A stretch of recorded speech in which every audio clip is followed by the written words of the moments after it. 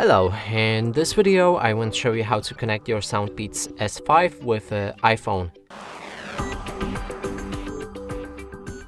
And to do this you will need to scroll down your notification bar or go to the settings and then enter Bluetooth.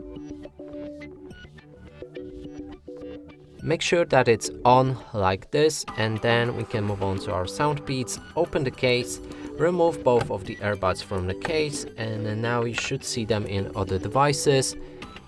If you have a problem that you can't find them after that, you will need to put both of the earbuds back in the case.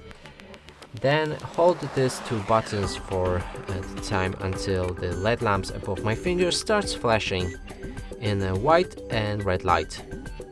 Then you can let go of the button, remove them again from the case, and then they should be visible in other devices in just a few seconds.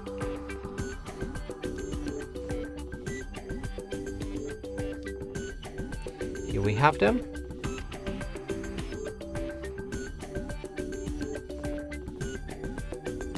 And they are connected, even 2 times. And that's it for this video. Hope you like it. Please consider subscribing to our channel, leave a like and a comment below.